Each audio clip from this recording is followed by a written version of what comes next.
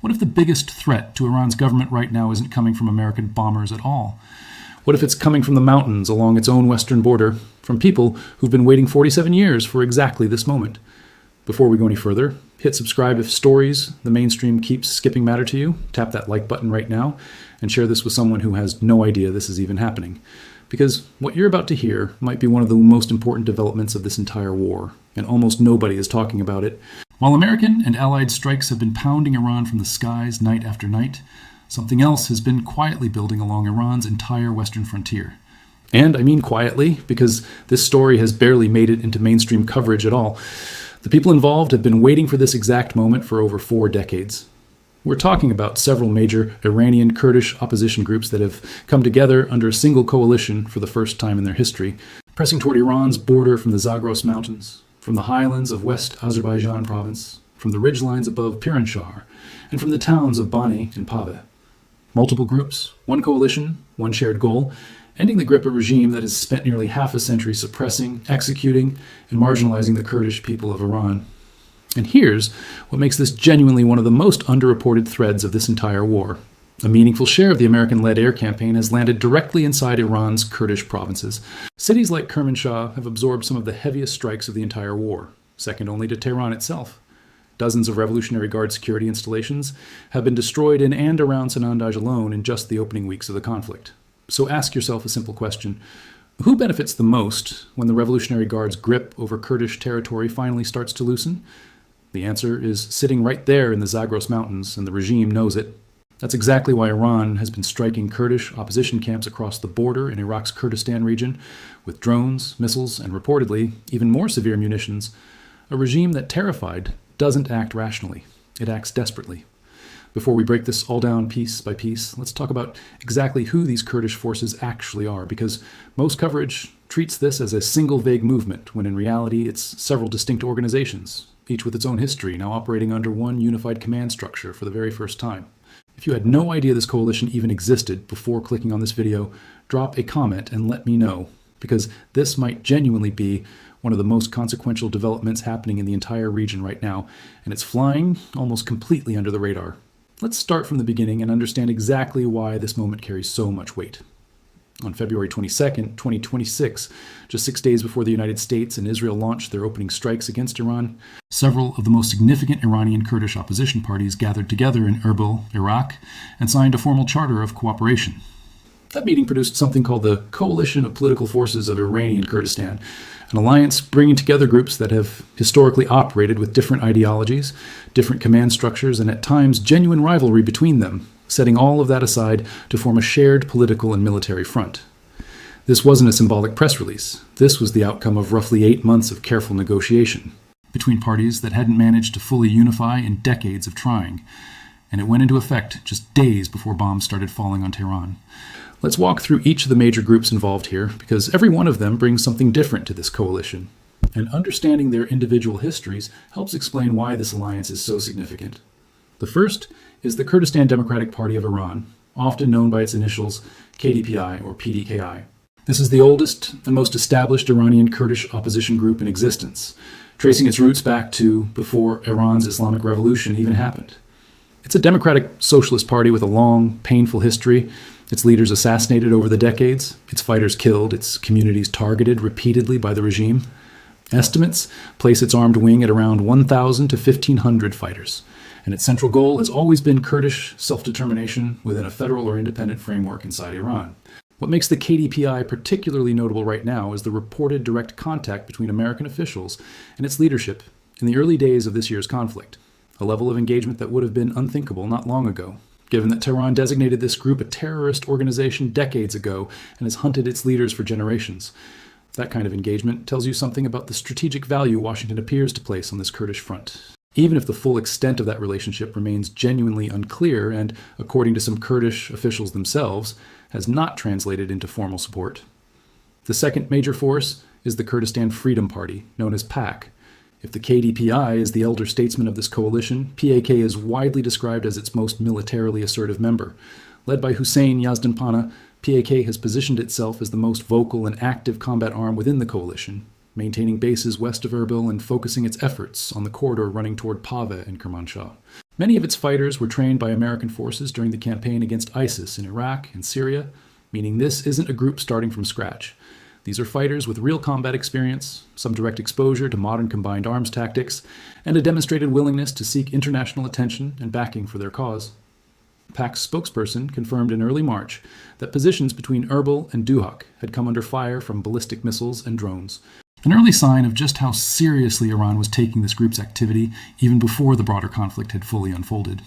The third force is the Kurdistan Free Life Party, known as PJAK. This group carries what analysts have described as the most complicated regional baggage of the coalition because it's closely linked to the Kurdistan Workers' Party operating primarily out of Turkey, a connection that makes Ankara distinctly uncomfortable. But from a purely military standpoint, PJAK's armed wing, known as the Eastern Kurdistan Units, is assessed by multiple analysts as one of the most capable fighting forces within the entire coalition. And notably, a significant number of its fighters are women. PJAK's forces operate out of the Kandil Mountains along the Iran-Iraq border, some of the most difficult terrain in the entire region. According to PJAK's own co-chair, speaking earlier this year, the coalition currently has no formal relationship with either Washington or Jerusalem, an important detail that tempers some of the more dramatic framing you might see elsewhere. This is a coalition acting largely on its own initiative, not one operating under direct foreign command. The fourth group is the Organization of Iranian Kurdistan Struggle, known as Kabat. It's a smaller party within the coalition, but its inclusion matters because it broadens the political legitimacy of the alliance beyond just the 2 or 3 most recognizable names, representing an additional strand of the Kurdish nationalist movement, and reinforcing that this coalition genuinely spans the ideological spectrum rather than being dominated by a single faction. And the fifth major component is Kamala, which itself includes more than one branch, most notably Kamala of the Toilers of Kurdistan and the Kamala Party of Iranian Kurdistan, the latter joining the coalition a few days after its initial formation. Kamala carries a distinct left-wing secular identity and a long history of armed resistance against the Iranian government, stretching back to the years immediately following the 1979 revolution. Together, these groups represent, for the first time in modern Kurdish political history, a genuinely unified coalition, one that took roughly 8 months of careful, difficult negotiation to actually come together. Now, let's talk about why this moment carries so much historical weight, because you can't fully understand the significance of this coalition without understanding what Iranian Kurds have already lived through. Almost immediately after Iran's 1979 revolution succeeded, the country's new leadership moved to crush Kurdish autonomy demands by force, triggering a rebellion and establishing a pattern that has defined the relationship between Tehran and Iranian Kurds ever since. That pattern has been one of sustained, often brutal state pressure against a population whose central demand has simply been the right to speak their own language and govern their own affairs within their own communities. The KDPI was resisting this regime before most people currently active in this coalition were even born. Its leaders were assassinated, its fighters were executed, its communities absorbed decades of state violence. And every time international attention drifted elsewhere, the pressure would quietly intensify again. The woman, life, freedom movement that erupted in 2022, sparked by the death in custody of a young Kurdish woman named Mahsa Amini, briefly brought the world's attention back to Iranian Kurdistan. The world watched. The regime responded with executions. And then, as it so often has, the world's attention moved on.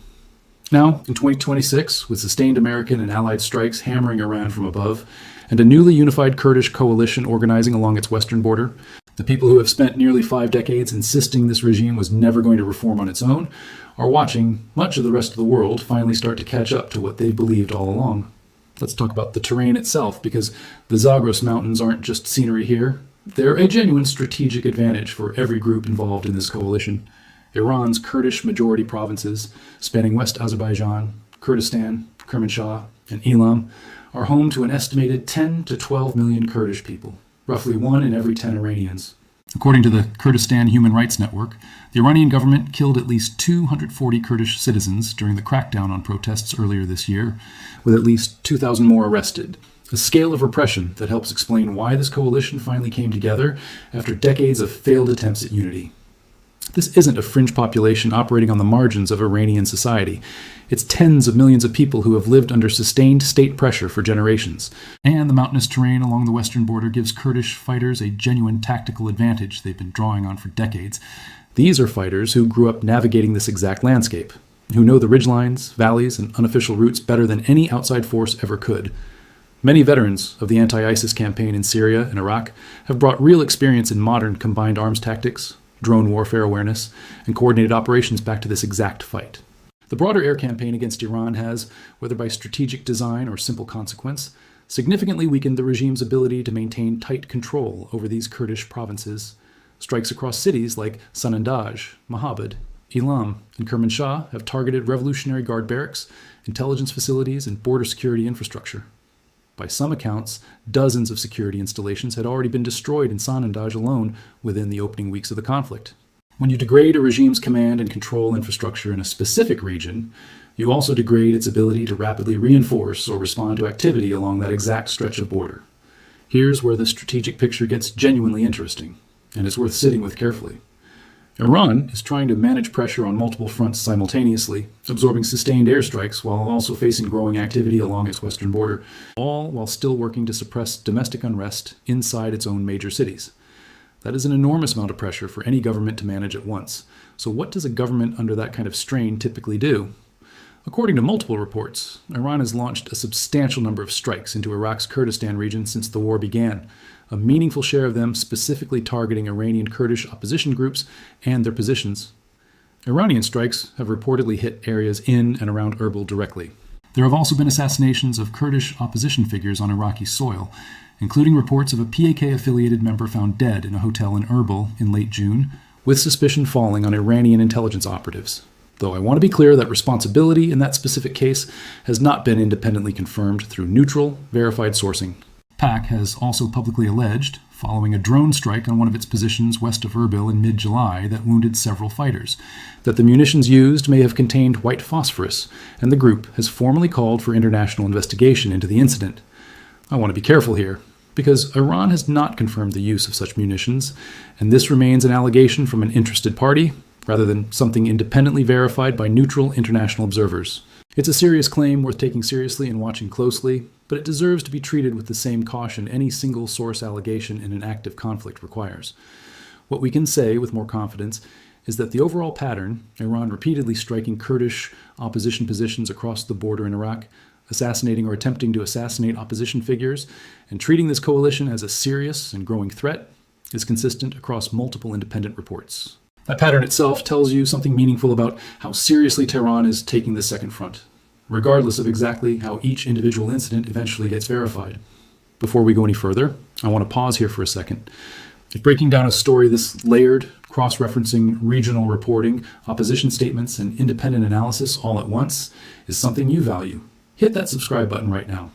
This kind of coverage takes real time to piece together properly, and it only keeps happening with real engagement behind it. Let's talk honestly about what this coalition has and hasn't actually achieved so far, because you deserve the accurate picture here, not just the most dramatic possible framing. This alliance is real. It represents a genuine historic step forward for a Kurdish political movement that has struggled with internal division for decades. But it is not yet a fully unified conventional fighting force capable of directly confronting the Iranian state on equal terms. These 5 or 6 groups still carry different ideologies, different external relationships, and historically different operational priorities. PJAC's connection to the PKK creates real friction with Turkey, a country nobody involved wants to see further destabilized. And the coalition's relationship with the United States remains genuinely ambiguous. According to PJAC's own leadership, there is currently no formal relationship with Washington or Jerusalem at all, despite some reporting suggesting informal contact and interest from American officials. That ambiguity mirrors a familiar and painful pattern in Kurdish history more broadly. Kurdish forces that fought alongside American troops against ISIS in both Iraq and Syria have, more than once, felt abandoned once the strategic priorities of larger powers shifted elsewhere. That memory runs deep, and it's part of why this coalition's leadership appears to be moving carefully and deliberately, rather than rushing into open, large-scale confrontation. Acting prematurely, without reliable outside support, could leave fighters exposed deep inside Iranian territory with no real backing if circumstances shift. But careful doesn't mean inactive. According to multiple reports, there have been a number of documented armed clashes inside Iran involving coalition-affiliated fighters over recent months, including incidents near border towns and highland areas in West Azerbaijan and Kurdistan provinces. According to Wikipedia's tracked casualty figures for this specific crisis, losses on the Kurdish side during the broader war period have included several fighters killed in direct clashes with Iranian forces, alongside a small number of additional losses connected to earlier protest-related violence. These numbers remain modest compared to the scale of the broader war, and I want to be upfront about that rather than inflate them. This is a real, active, but still developing front, not yet a large-scale conventional military campaign.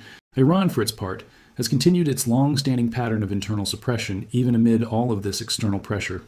Reports indicate the regime has carried out executions connected to earlier rounds of protest, alongside continued arrests and heavy security operations across Kurdish cities. That pattern, suppress, arrest, and occasionally execute, has defined the regime's approach to Kurdish unrest for nearly 5 decades. And it appears to be continuing even as the government simultaneously manages pressure from the skies above and a newly organized opposition along its western edge. Let's zoom out and think about the broader strategic picture here, because this is genuinely where things get interesting. Iran is currently trying to manage several serious pressures at once: sustained strikes from the air, continued unrest, and underlying discontent inside its own major cities. And now, a newly unified opposition movement operating along a mountainous western border that has historically been extremely difficult for any government to fully control. Some of the country's most significant missile and drone infrastructure happens to be located in or near these same Kurdish provinces, which is part of why so much of the broader air campaign has concentrated in this exact region, whether specifically targeting Kurdish opposition corridors or simply targeting military infrastructure that happens to sit there. When border security, infrastructure, and regional command posts get degraded through sustained strikes, the practical effect is that the government's ability to tightly control movement along that border weakens too. That's not a coincidence worth dismissing, even if it's difficult to say with certainty how deliberately coordinated it actually is between the air campaign and the Kurdish coalition's own independent activity. So what would a genuinely significant outcome from this Kurdish front actually look like? It's worth being realistic here. Nobody serious is suggesting a Kurdish march on Tehran itself. The far more plausible and strategically meaningful outcome would be the coalition establishing and holding even a small liberated area within Kurdish majority territory, somewhere the regime struggles to retake specifically because any attempt to mass forces for a counterattack risks exposing those forces to the ongoing air campaign overhead. Even a modest, sustained, liberated zone would carry enormous symbolic weight far beyond its physical size. It would demonstrate to the wider Iranian population, not just Kurds, but every other marginalized group inside the country, that this government's control isn't actually as absolute or unbreakable as it has spent nearly 5 decades insisting it is. That kind of psychological shift, more than any single military engagement, is often what actually erodes an authoritarian government's grip over time. There's also a meaningful distinction worth drawing here between economic pressure and this specific kind of pressure. Much of the broader conversation about squeezing Iran economically has focused on things like its oil export infrastructure, and understandably so, given how central that revenue is to the regime's ability to function. But what's happening along the Kurdish border represents a different kind of pressure entirely, one centered on legitimacy rather than revenue. Every image of sustained Kurdish activity inside Iranian territory, every report of the regime being unable to fully suppress this front, despite dedicating real resources toward doing exactly that, chips away at the broader narrative the Iranian government has spent decades building about its own permanence and control. So here's what I genuinely want to know from you. Do you think this Kurdish coalition has the potential to become a truly decisive factor in how this broader crisis eventually plays out? Drop your thoughts in the comments, because I think this is exactly the kind of question where informed public discussion actually matters, especially for a story this underreported. Let's also be honest about something that deserves more attention than it's currently getting. This regime has responded to internal unrest with suppression and violence for nearly its entire existence, and there's no clear sign that pattern is changing now, even under this level of external and internal pressure. Reports of continued arrests, executions connected to earlier protest movements, and heavy security operations across Kurdish cities have continued throughout this period. That response, suppress first, ask questions never, has been the government's playbook in Kurdish areas since 1979, and it has largely worked for most of that time because Kurdish opposition forces never had this level of unified coordination, and there was never simultaneous external military pressure degrading the regime's ability to respond at the same time. Both of those things are now true simultaneously, and that combination is genuinely new. Whether it proves decisive is still an open question, but it represents a meaningfully different situation than anything Iranian Kurds have faced in living memory. The people actually fighting on this specific front aren't doing it for headlines or international attention. They're fighting for the ability to speak their own language freely in their own schools, for the ability to organize a community meeting without fear of arrest, for a future where their political leaders aren't assassinated on foreign soil by intelligence operatives from a government hundreds of miles away. Real people, with a decades-old grievance against a government that has offered them very little beyond suppression and, at times, violence. And it's worth remembering that even while managing strikes from the air, ongoing unrest in its own cities, and now organized pressure along its western border, Iran's government has continued directing real resources toward internal suppression. That's not incidental. It's arguably the core of how this system has maintained control for nearly 5 decades. The moment that internal suppression genuinely loosens, even briefly, the population tends to move, and the regime knows this better than anyone, because it has watched it happen before, in 2022, and again more recently. So even as sustained strikes continue overhead and Kurdish fighters organize along mountain corridors below, the government continues reinforcing the message that it still holds the guns, and therefore still holds control. But that message becomes considerably less convincing when the people receiving it are simultaneously watching military infrastructure get struck night after night, and watching a coalition their government spent decades trying to prevent from ever forming finally come together anyway. Here's the honest picture I want to leave you with. This Kurdish coalition is real, it's active, it represents a genuinely historic moment in Kurdish political organizing, and Iran is clearly taking it seriously enough to dedicate real military resources toward disrupting it, including strikes across the border and, according to opposition sources, potentially far more severe measures as well. But it is not yet, on its own, the single decisive factor that determines how this broader crisis resolves. It has real potential to become significant if the broader pressure campaign against Iran continues, and if this coalition can translate scattered border activity into something more sustained and territorially meaningful over time. Whether that actually happens depends on factors well beyond what any single video or any single coalition can fully predict right now. If you made it this far, that tells me you're someone who actually wants to understand what's happening beneath the surface of this war, not just the headline version of it. Share this with someone who has no idea a unified Kurdish coalition is even operating along Iran's western border right now, because almost nobody outside specialist coverage is connecting these pieces together, and I genuinely think this story deserves far more attention than it's currently getting. There's a broader lesson sitting inside this story too, one worth carrying with you well beyond just this specific conflict. Movements built on decades of shared grievance rarely announce themselves with a single dramatic headline. They build slowly, quietly, through failed attempts and painful setbacks, until one day the pieces that never quite fit together before finally do. What's happening in the Zagros Mountains right now isn't a footnote to this war. It might genuinely be one of its most consequential threads, unfolding largely outside the world's attention, carried forward by people who have been telling anyone willing to listen for nearly 5 decades that this moment was always going to come eventually. Thank you for watching this all the way through, and I'll see you in the next one.